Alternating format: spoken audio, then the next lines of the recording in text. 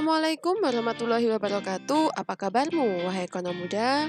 Berjumpa lagi dalam mata kuliah Lembaga Keuangan Syariah dengan tema Baitul Mal wa Tamwil. Yang pertama yaitu tentang pengertian BMT. BMT atau Baitul Mal wa Tamwil adalah lembaga keuangan mikro yang beroperasi berdasarkan prinsip-prinsip syariah. BMT sendiri terdiri dari dua kegiatan, yaitu Baitul Mal atau rumah harta dan Baitul Tamwil atau rumah pengembangan harta. Pada Baitul Mal, menerima titipan dana zakat, infak maupun sedekah, serta mengoptimalkan distribusinya sesuai dengan peraturan dan amanahnya. Pada Baitul Tamwil, melakukan kegiatan pengembangan usaha-usaha produktif dan investasi dalam meningkatkan kualitas ekonomi pengusaha mikro dan kecil, dengan antara lain mendorong kegiatan menabung dan menunjang pembiayaan kegiatan ekonomi. BMT sebagai lembaga penunjang dari aktivitas keuangan, lembaga ini didirikan dengan maksud untuk memfasilitasi masyarakat bawah yang tidak terjangkau oleh pelayanan bank syariah maupun BPR syariah. BMT memiliki pangsa pasar tersendiri, yaitu masyarakat kecil yang tidak terjangkau layanan perbankan, serta pelaku usaha kecil yang mengalami hambatan psikologis bila berhubungan dengan pihak bank. Adapun peran BMT sendiri, yang pertama menjauhkan masyarakat dari praktek ekonomi non-syariah. Yang kedua, melakukan pembinaan dan pendanaan terhadap usaha kecil. Yang ketiga, melepaskan ketergantungan masyarakat pada praktek rentenir. Yang keempat, menjaga keadilan ekonomi masyarakat dengan distribusi yang adil dan merata.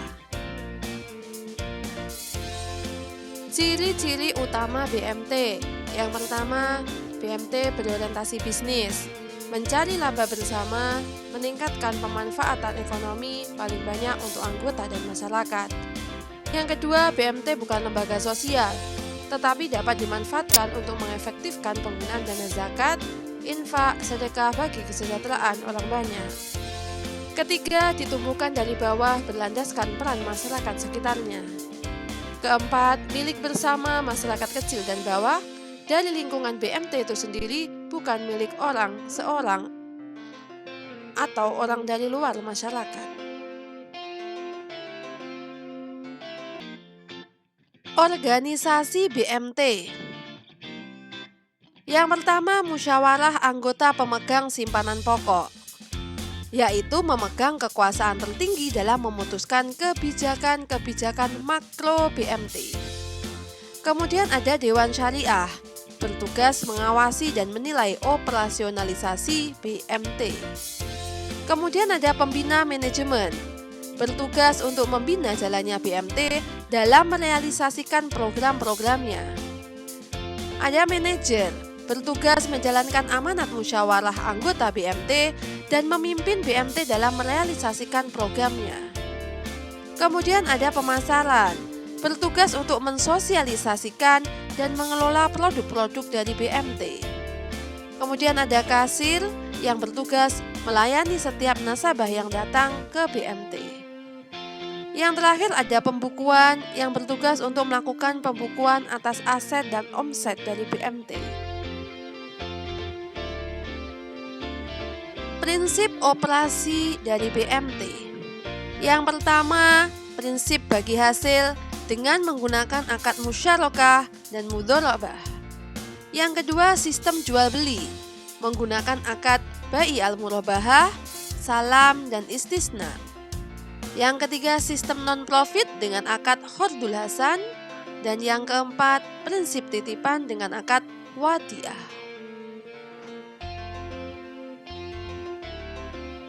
Kemudian tujuan daripada BMT itu sendiri yaitu meningkatkan kualitas usaha ekonomi untuk kesejahteraan anggota pada khususnya dan masyarakat pada umumnya. Tujuan BMT hampir sama dengan tujuan koperasi, karena BMT berada di bawah naungan koperasi.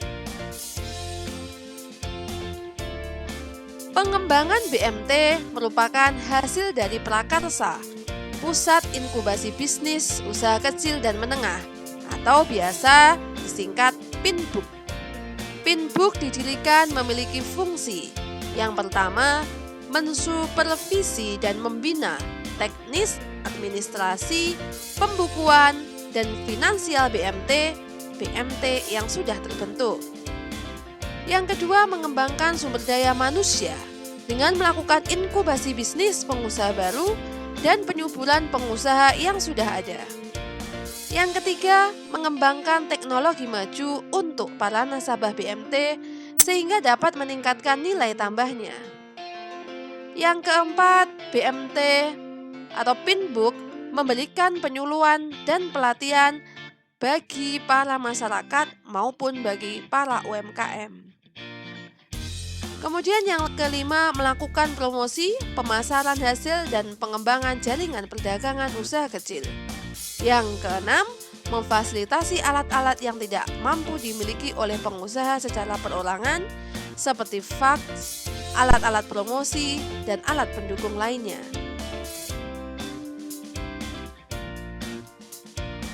Prosedur pendirian BMT. Pertama, perlu adanya pemrakarsa atau motivator yang telah mengetahui seluk-beluk BMT seperti apa. Kemudian yang kedua, di antara para pemrakarsa membentuk panitia penyiapan pendirian BMT. Yang ketiga, panitia penyiapan pendirian BMT mencari modal awal. Modal awal dapat berasal dari perorangan, lembaga, yayasan, basis, dan sumber lainnya. Yang keempat, panitia penyiapan pendirian BMT atau biasa disingkat dengan P3B bisa juga mencari modal-modal pendiri seperti simpanan pokok khusus atau semacam saham. Yang kelima, jika calon pemodal-pemodal pendiri telah ada, maka dipilih pengurus yang ramping, bisa 3-5 orang yang akan mewakili pendiri dalam mengarahkan kebijakan BMT. Yang keenam, P3B atau pengurus jika telah ada mencari dan memilih calon pengelola BMT.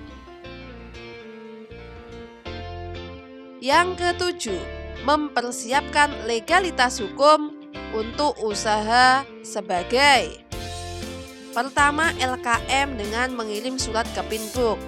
Kedua, KSP atau Koperasi Simpan Pinjam Syariah atau Koperasi Serba Usaha atau KSU, unit syariah dengan menghubungi kepala kantor atau dinas atau badan koperasi dan pembinaan pengusaha kecil di ibu kota, kabupaten atau kota.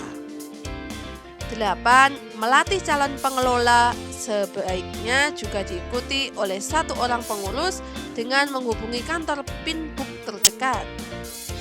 9. Melaksanakan persiapan sarana kantor dan berkas administrasi yang diperlukan. 10.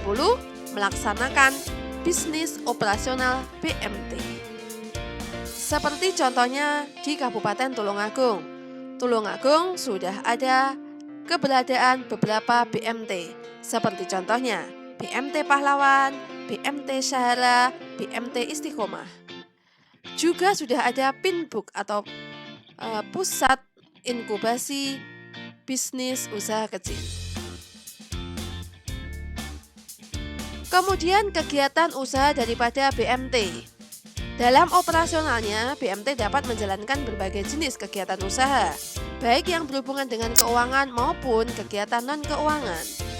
Adapun jenis usaha BMT yang berhubungan dengan keuangan dapat berupa: pertama, setelah BMT mendapatkan modal awal yang berupa simpanan pokok khusus, simpanan pokok, simpanan wajib sebagai modal dasar pendirian BMT, selanjutnya BMT memobilisasi dana dengan mengembangkannya dalam aneka simpanan sukarela semacam tabungan umum dengan berasaskan pada akad mudharabah dari anggota yang berbentuk simpanan biasa, simpanan pendidikan, simpanan haji, simpanan umroh, simpanan kurban, simpanan mudharabah berjangka atau semacam deposito. Dengan menggunakan akad wadiah juga bisa, diantaranya yaitu simpanan wadiah yad al-amanah, di mana titipan dana ZIS untuk disampaikan kepada yang berhak, dan wadiah yaddomana, yaitu giro yang sewaktu-waktu dapat diambil oleh penyimpan. Yang kedua yaitu kegiatan pembiayaan atau kredit usaha kecil, bawah atau para pengusaha mikro. Antara lain dapat berbentuk pertama pembiayaan mudorobah, yaitu antara sohibul mal dan mudorib, di mana pembiayaan total dengan menggunakan mekanisme bagi hasil. Yang kedua yaitu pembiayaan musyarakah, yaitu pembiayaan bersama dengan menggunakan mekanisme bagi hasil, di mana kedua belah pihak sama-sama memiliki kontribusi modalnya masing-masing. Yang ketiga yaitu pembiayaan murabahah, yaitu pemilikan suatu barang tertentu yang dibayar pada saat jatuh tempo. Yang keempat pembiayaan bai bisaman ajil, yaitu pemilikan suatu barang tertentu dengan mekanisme pembayaran cicilan. Kemudian pembiayaan hordul al-hasan atau hordul hasan, yaitu pinjaman tanpa adanya tambahan pengembalian kecuali sebatas biaya administrasi. Selain dari kegiatan yang berhubungan dengan keuangan yang sudah dipaparkan, BMT juga dapat mengembangkan usaha di bidang sektorial, seperti contohnya mempersiapkan jaringan perdagangan atau pemasaran dari hasil produksi. Usaha sektorial BMT justru akan mendukung dan memperlancar pengorganisasian secara bersama-sama keberhasilan usaha anggota dan kelompok anggota berdasarkan jenis usaha yang sama. Strategi pengembangan BMT. Yang pertama, BMT seharusnya menyelenggarakan program-program pelatihan bisnis secara berkala bagi para anggotanya. Yang kedua, BMT perlu adanya inovasi produk. Yang ketiga, untuk meningkatkan kualitas layanan BMT, diperlukan pengetahuan strategik dalam bisnis. Hal ini diperlukan untuk meningkatkan profesionalisme BMT dalam bidang pelayanan. Yang keempat, sesama BMT sebagai partner dalam rangka mengentaskan ekonomi masyarakat. Demikian antar BMT dengan BPR Syariah ataupun Bank Syariah merupakan satu kesatuan yang saling berkesinambungan untuk menegakkan syariat Islam dalam bidang ekonomi. Yang kelima, perlu adanya evaluasi bersama guna memberikan peluang bagi BMT untuk lebih kompetitif. Kesuksesan adalah harapan setiap orang, dan untuk mencapai itu semua, seseorang akan melaju lebih jauh. Jika seseorang telah mencapai kesuksesan, maka ia harus sadar bahwa sebaik-baiknya manusia adalah ia yang bermanfaat bagi orang lain. Terima kasih telah menyimak materi terkait BMT. Semoga bisa memberikan manfaat bagi kita semua. Sampai jumpa pada materi-materi selanjutnya. Saya akhiri. Wassalamualaikum warahmatullahi wabarakatuh.